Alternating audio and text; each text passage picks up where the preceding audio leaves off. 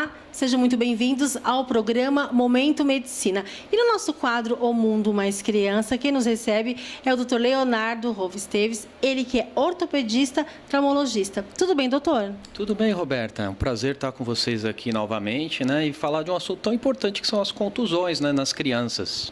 É isso aí, doutor. Muito obrigada por ter aceito o nosso convite. E hoje um assunto que nós recebemos bastante e-mails com muitas dúvidas. E as férias chegaram, não, doutor? E com elas a gente sabe que as crianças, elas pulam para cá, pulam para lá. São férias de inverno, né, doutor? Então a gente sabe que as crianças ficam bem agitadas, né? Enfim. E hoje nós vamos falar sobre um assunto muito interessante, que são as contusões. Doutor, para que todos entendam, o que é uma contusão? Então, uma contusão é um trauma contuso, né? Uma pancada que acontece, né? Em alguma região do nosso organismo onde não existe lesão da pele. Né? Então, essa é a definição da contusão.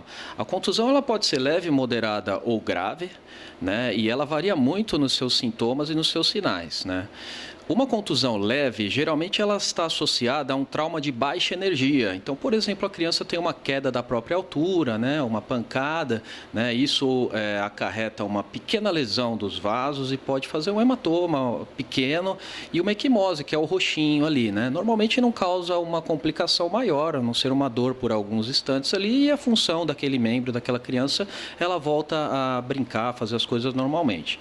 Já a contusão moderada, ela está associada a um trauma de moderada intensidade, né? Por exemplo, uma queda de um beliche, uma queda de bicicleta, de patins, de skate. Então, já existe uma lesão já moderada nesse caso, né? A lesão pode ser manifestada por um hematoma de maior gravidade, né? Que dependendo da localização ou da extensão dele, pode inclusive ser de tratamento cirúrgico, pode ser necessário drenar esse hematoma. Né? E as contusões graves, né, que estão associadas aos traumas de alta energia, né? Por exemplo, um acidente motociclístico, um acidente automobilístico ou uma queda de uma altura maior. Né? Esses casos, né, dependendo da região acometida, são casos em que se pode ter uma condição extremamente grave, inclusive o óbito. Né? E quando acomete os membros, pode desencadear uma condição chamada síndrome compartimental, que é extremamente grave. Essa é de tratamento cirúrgico, e a síndrome compartimental é quando existe uma pancada em um segmento do corpo, em um membro do corpo. Essa pancada ela é tão forte que ela causa um inchaço, um edema muito grande, e a pressão lá dentro aumenta e causa uma lesão nervosa e uma lesão vascular.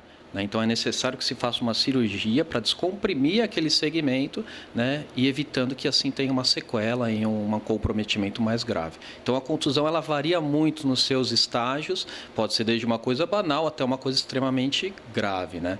E quando na cabeça, né, também é uma condição que pode ser grave, pode causar um sangramento intracraniano, né, e também pode ser bem grave, inclusive levando ao óbito da criança. Então, é uma coisa que a gente tem que sempre ter atenção.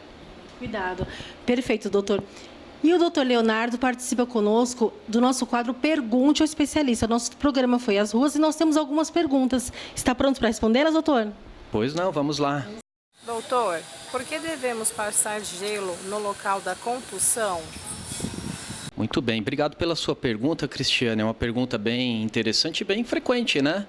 Nossas avós já falavam isso, né? Menino, corre, pega o gelo que bateu aqui, né?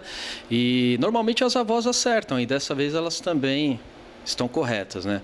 O gelo, a princípio, ele tem uma ação analgésica, ele ajuda no controle da dor, né? E o gelo, ele causa uma vasoconstrição local. O que é isso?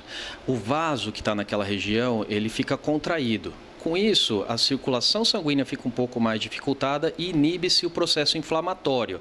Né? Então, os mediadores químicos que começam o processo inflamatório, que vão gerar dor, rubor, calor e até perda de função quando é um trauma mais grave, isso vai ser inibido pelo gelo. Tá? É importante colocar que o gelo ele deve ser utilizado de 15 a 20 minutos. Não é necessário e não vai adiantar usar mais do que 20 minutos, porque ele vai agir só durante esse período mesmo. Depois desse tempo ele não vai ter mais benefício. Então não precisa ficar horas ali no gelo quando teve alguma contusão. Tá? 15, 20 minutos é suficiente, mas ele é eficaz e ele age por este mecanismo. Doutor, se a criança vomitar após a queda, é necessário procurar imediatamente um pronto-socorro? Andréia, obrigado pela sua pergunta também. É uma pergunta já também frequente e causa dúvidas nos pais, né? Então, acredito que você queira se referir aos traumas da cabeça, né? Que esses que podem ocasionar o vômito. O vômito, ele pode ser um sinal de gravidade, de hipertensão intracraniana, um sangramento lá dentro da cabeça, né, que acaba se manifestando com um sintoma de vômito. Então, sim, né, se a criança apresentar vômito após uma queda com contusão na cabeça, é necessário que ele seja avaliado por um médico, tenha uma avaliação mais criteriosa. Em alguns casos é necessário até a realização de exames complementares, como uma radiografia do crânio ou uma tomografia do crânio. Então, essa criança ela merece uma avaliação mais criteriosa, sim. Nós temos que ficar atentos com sinais, né? Existem vários sinais neurológicos que podem acontecer após uma queda, após uma contusão na cabeça. Então, se a criança tiver desmaio, se a criança mudar o seu ritmo, ela ficar irritada ou ficar muito quietinha, se ela tiver algum sangramento no nariz ou no ouvido, se ela tiver vômito, se a forma que a criança mudar, né, de uma maneira geral, se tiver alguma alteração da visão também, são sinais de gravidade e deve ser procurado sim o atendimento médico. As primeiras horas, as primeiras 6 a 8 horas, são as horas mais importantes, onde se deve estar mais atento, tá? Mas existem casos aí de meses após trauma onde tem uma manifestação, que é muito menos comum, é raro, né? Mas pode acontecer também. Doutor, por que não devemos deixar a criança dormir quando bate a cabeça? Obrigado também, Adiel, pela sua pergunta. Também é uma coisa que as avós também falavam, né? Não deixa ele dormir, né? Bateu a cabeça aqui, né? E isso elas têm razão também em termos, né? Depende um pouco. Então, assim, por que não se deve deixar a criança dormir? Porque ela deve ficar em observação, justamente para que a gente possa avaliar todos esses sinais e sintomas que eu já me referi, né? Então, se a criança tiver qualquer alteração e ela estiver dormindo, pode passar despercebido pelos pais. E isso pode se tornar uma coisa grave, né? Então, se a criança bateu a cabeça de manhãzinha, é óbvio que a gente consegue acompanhar, deixar ela acordada e observar de uma maneira mais eficaz.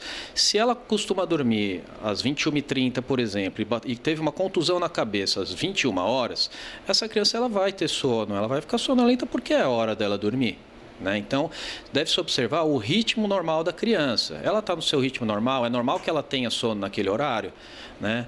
A gente não precisa deixar necessariamente a criança acordada todo esse tempo, mas o que é importantíssimo e deve ser feito é que um adulto observe, principalmente nas primeiras 6 a 8 horas, que são o período onde podem acontecer as principais complicações e onde elas são mais frequentes, né? O adulto estando observando e vendo que ela não tem nenhum comprometimento maior, ela não vomitou, ela não desmaiou, ela não teve uma convulsão, ela não ficou irritada, ela não ficou quietinha demais, não mudou o ritmo dela, né? É um quadro leve, né? E deve ser conduzido de uma maneira mais tranquila.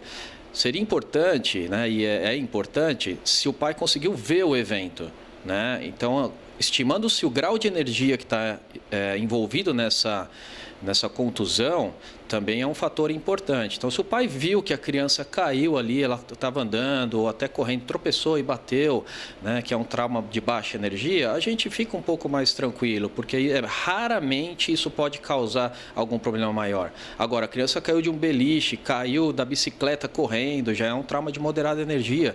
Nós devemos ficar mais atentos. Então, como ocorreu tudo, também é uma questão importante para que a gente possa conduzir de uma maneira correta essa contusão.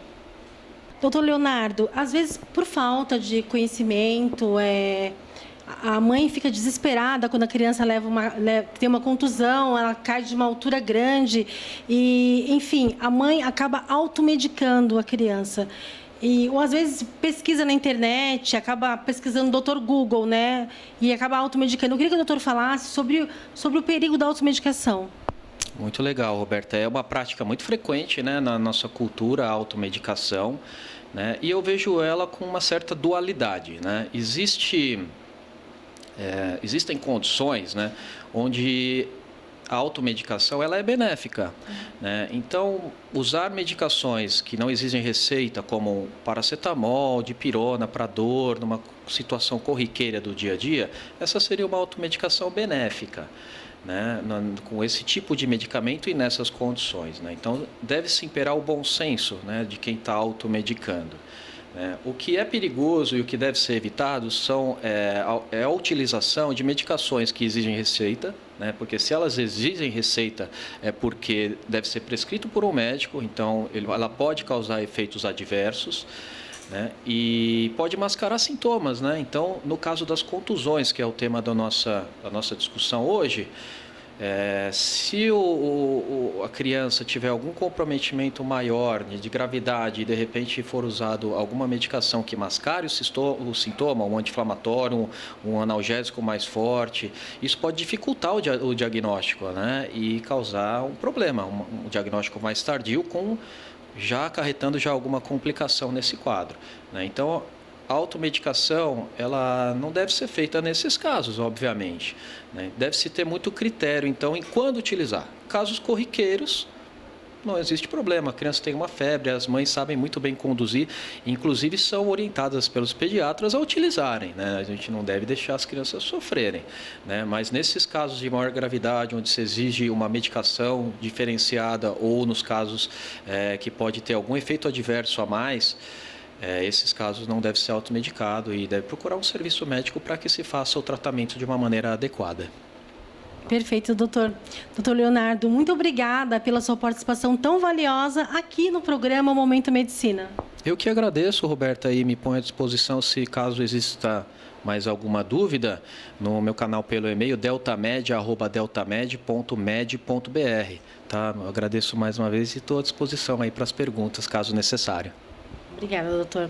Eu vou ficando por aqui até o nosso próximo encontro. Programa Momento Medicina. Aqui você encontra informação com responsabilidade.